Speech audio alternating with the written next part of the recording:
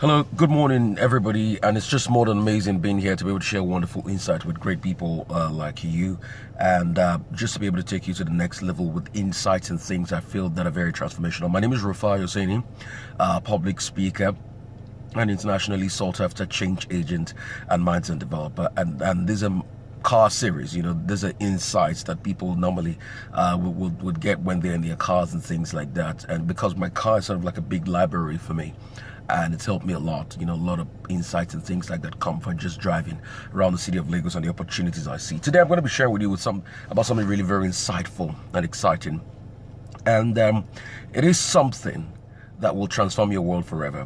And it is a word I heard this morning that has been burning in my spirit, and it says, be realistic, demand the impossible. And a lot of people will look at that word and say, how can you be realistic and demand the impossible in life? It's mainly impossible. What will happen? What will happen to me? What will become of me if I be realistic and demand the impossible? But I'm going to tell you that for you to be able to break forth in life and get to that position God wants you to be, you need to be realistic in demanding the impossible in everything that concerns you and in everything that concerns you in your life. Truth of the matter is, you will never get to where you're supposed to get to if you're not realistic in demanding the impossible. If you're not saying to yourself, I deserve better than this, and truly you deserve better than this. Society and monopoly will love to keep you down. They will always say you shouldn't ask for XYZ amount of money. You shouldn't be able to make this. There are times people take time to grow and things like that. But the truth of the matter is, if you're realistic enough in demanding the impossible, you will get it. And in being realistic is beating that factor of fear and the capacity to take risk. The thing that really hampers a lot of businesses and a lot of people out there is that they're so afraid to take risk. And they do not know that the greatest risk in life is not taking a risk itself. You need to be able to go one step further and take a risk and demanding from life the things you need. Because if you do not demand, life wouldn't give you what you need. And you cannot just allow things to happen. Happenstance shouldn't control the life of a man. I think it was Socrates that was speaking and said, an unexamined life is not worth living. You need to constantly re-examine your life and ask yourself, do you have plans for yourself, and are these your plans coming into fruition? What are the capacity of these plans you have? And how can you make these plans work over time? What is the capacity of thought you have to drive this plan? Because really, ideas rule the world. No matter how you want to see it, ideas rule the world. And your capacity to be able to make this thought and ideas drive the world will make you outstanding. So you need to be willing this morning to demand the impossible. And the first step in demanding the impossible is to tell yourself that you are here for something. Pastor J.T. Kalajaya once said, he said, everybody is a forerunner of a miracle. If you do not see yourself like you've come for something to happen, then nothing will happen. And that is why Mark Zuckerberg decided to take the risk. He did what? He took the risk. He was realistic. He demanded the impossible. He left Harvard. Harvard, not just any university, but Harvard, one of the best in the world, to start up Facebook, a startup a lot of people will never have thought will become successful. It was a risk. Some will say it was a calculated risk, but it was a risk itself. You dare not do that in this part of the world. Leaving a prestigious school like that to start up a friendship networking site, it sounded a little crass. But the truth of the matter is that risk paid off. So you need to know you're here for something. And even when you know that, you need to keep moving on even if you fail. Truth of the matter, a lot of people ask, what if he had failed? Yeah, what if he had failed? What if he would have continued? Because failure is not final. Is when you do not continue after failure, that's when it becomes fatal. So you need to know you're here for something, and you need to be willing to take risk. Truth of the matter is, a lot of people are so afraid of taking risk. And they feel they can be successful that way. No. That job you go to every day and do not feel fulfillment at, this is the time to take that risk and say, I am moving to the very next level. But a lot of people find it very difficult. And I tell you what, once you've decided to take risks, you need to keep moving and you need to keep innovating. It will interest you to know that the man that first drilled the first crude oil under the grounds of Pennsylvania, Edwin Drake, died a poor man. And you will look at the contrast and say, why would Edwin Drake die a poor man when the likes of John D. Rockefeller that came afterwards became billionaires? It is because they decided to be innovative with what they had. And whatever you have is your gifting to liberation. No talent is too small. In the 50s, it was so difficult for footballers to earn £20 a week. But today, they earn hundreds of thousands of pounds a week. What made the difference? A certain man called Joe Avalanche came. He was president of FIFA, and he said, let us put this football we enjoy on television, and that was the whole of it. And let us have more lucrative television deals and advertising deals, and that was what opened up football. So a footballer in the 60s will never have thought that football would be so popular and so successful. They were innovative, they took risk.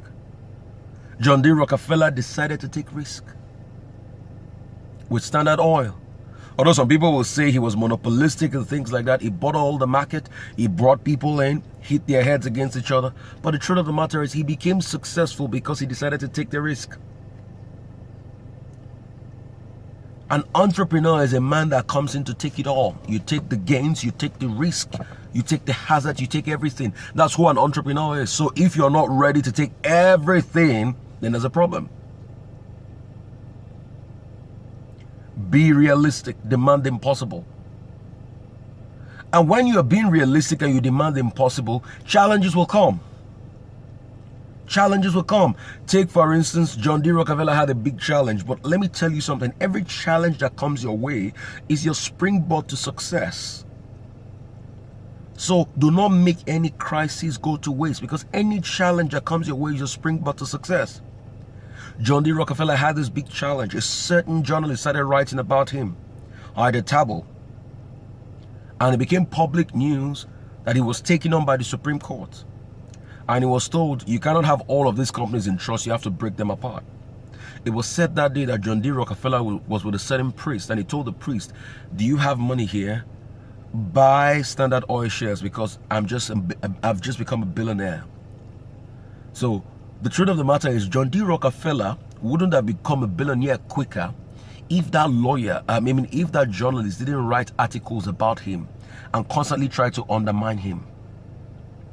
So when people are trying to undermine you in life because you've decided to do the impossible thing, be excited. In fact, they will undermine you when you demand the impossible. And you want to make things work, they will undermine you. So when people are trying to undermine you because you're trying to do the impossible, be excited, because they are pushing you to your success. They are pushing you to your success. But you need to start by taking risk. Sam Walton was another man. He started by buying one store somewhere in Bentonville, Arkansas. Not even in New York, it was in Arkansas. And he built it so much. And he said, this store should carry my ideology. This store should carry me. And I have a worldwide plan for this store. So my name is Walton. And I can call this store my mart.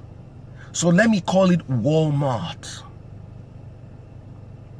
And that little store from Bentonville, Arkansas grew to another store and another store and another store. And today, Walmart employs well over 1 million people on earth. One of the biggest retail stores in the world. It's everywhere. Even in England, what you see as Asda is Walmart.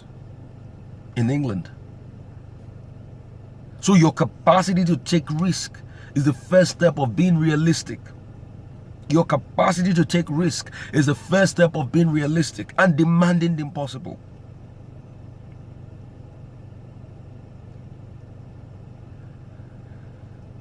A country started demanding the impossible. Ivory Coast.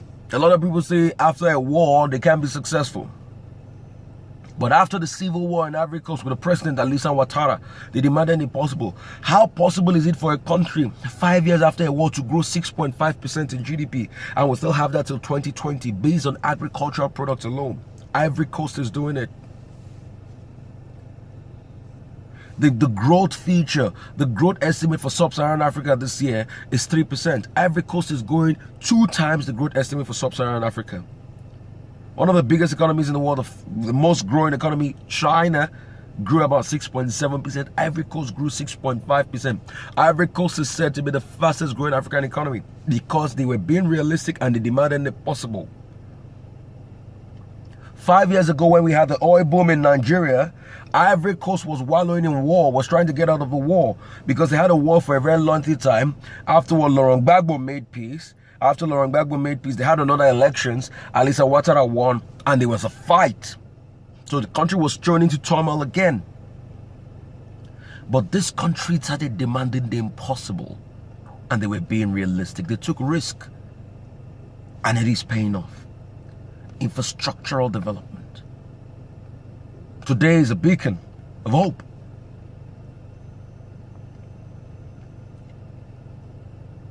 Another man that demanded the impossible, I've been doing a great study on him, is a man called Phil Knight. I'm wearing a Nike logo shirt here. Is a man called Phil Knight. Phil Knight said to himself after leaving business school that, how can we build a business that is going to stand the test of time? How can we build a business that is going to be so successful? How can we build a business that is going to offer great quality at a cheap price compared to the Germans, the Adidas and the Pumas of this world? Phil Knight discovered some certain shoes in Japan. They were called the Tiger brand running shoes. They brought them in, they were importing them. It got to a stage. Phil Knight said, we cannot continue with this. We need better quality. So they set up the Nike factory, started making Nike apparels. This logo you're seeing is said to be one of the most important logos in the world in business. The logo, one of the biggest visibility. This logo you see was just engraved with $35. And the business started. Today Nike is worth billions. Phil Knight is worth about 24 billion US dollars. From selling shoes. Air Jordan, great partnerships. Nike here and there. And with the signpost, just do it. From selling shoes, somebody has become an empire. Sold shoes at first, diversified, became innovative. Now he's selling technology gears. I'm sure a lot of people will say, oh, business should be narrow-minded, stick to what you do. No.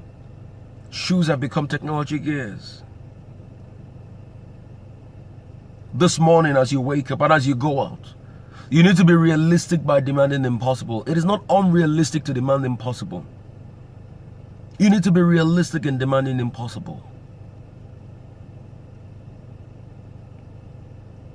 That is how wealth can come to you. I tell you what, everywhere has an opportunity. Yesterday I was making a big research about the Duke of Naboul. The Duke of Naboul is said to be the richest Palestinian. Who would have thought, with all the poverty in Palestine, the occupation going on in Palestine, somebody will come out of there. The Duke of Naboul is worth well over $200 million. And he made that money from that Palestinian economy. We are born into opportunities. Opportunities abound. But people are not willing to take the plunge and take the risk to be realistic and demand what is impossible. So this morning, stand up and demand what is impossible across board in any area of your life. And you will see how well it will work for you and how transformational it will be in your life. Thank you very much. Get on my Facebook page, Rufai Oseni, if this video has touched you and helped you. And connect with me across board. Empowerment series is coming to a place near you. I'll be speaking in a location very close to you. And if you want me, just come speak in your location, 0818-099-1991. We've got great message of insights to share with you. It is well. God bless you.